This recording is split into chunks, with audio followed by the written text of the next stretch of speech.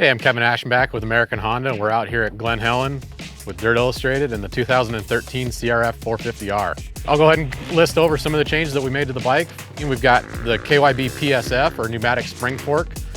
It's pretty big. It basically takes away the springs and uses air instead of the springs, so you're able to save about 2 pounds, which on the front of the bike is huge.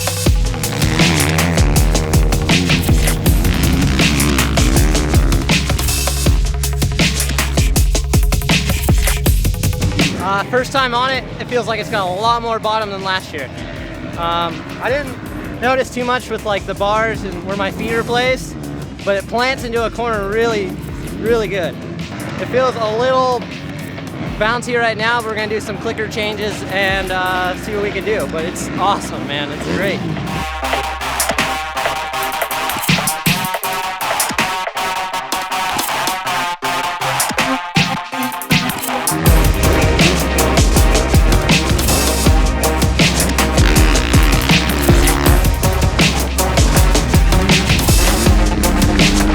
Another great part is its tunability. It's got a straighter valve on the top of the fork here. You're able to change the air pressure. Simple mountain bike fork pump or something like that works great. Put it on there, you can adjust the air pressure. 33 PSI is stock, and put a little bit more pressure in it. Say at a track like here at Glen Helen, where there's a lot of bumps and big downhills, you got a lot of weight on the front. Put a little bit more pressure, about 2 PSI is the equivalent of a spring rate. So the good thing is you're able to kind of tune it to the track, but you're also able to tune it to the rider.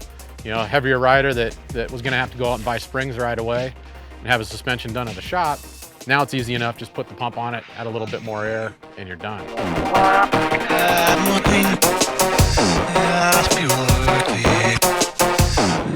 The bike's getting better every lap. I feel more comfortable on it. It's got a lot of similarities of the 12, but with more power and more of a stable feel. The back end, the first time we went out was a little high. We lowered it down and it made it a lot more stable. I want to do a little bit to the front. It feels a little head shaky, so we'll see if we can figure that out.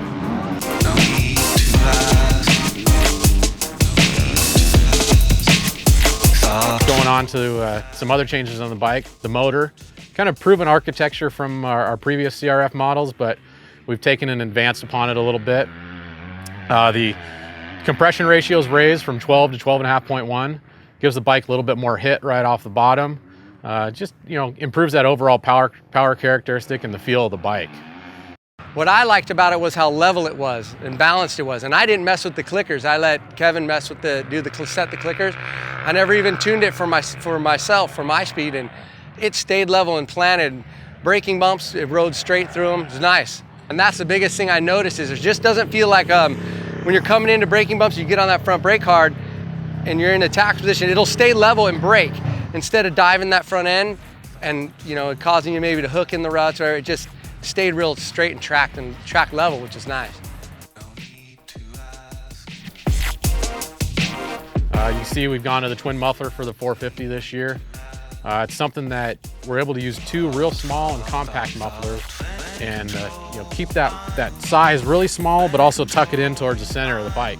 If you look at some of the other manufacturers, the bikes, the exhaust is hanging way out back. We're able to really tuck that in and improve that mass centralization. That way, in the air, it's going to feel light. Corner changing, turning in corners and stuff like that, you're able to kind of turn the bike, pivot around the bike a lot easier. Even just going down, long rough straightaways, you look at stuff that gets rutted out, there's never a perfectly straight rut. Ruts are always just all over the place. So if you're able to keep all that weight towards the center of the bike, it's going to be able to let you move the bike around instead of the bike and the mass of the bike moving you around. Overall conclusion is I love it. I can't wait to save up enough money to buy one myself.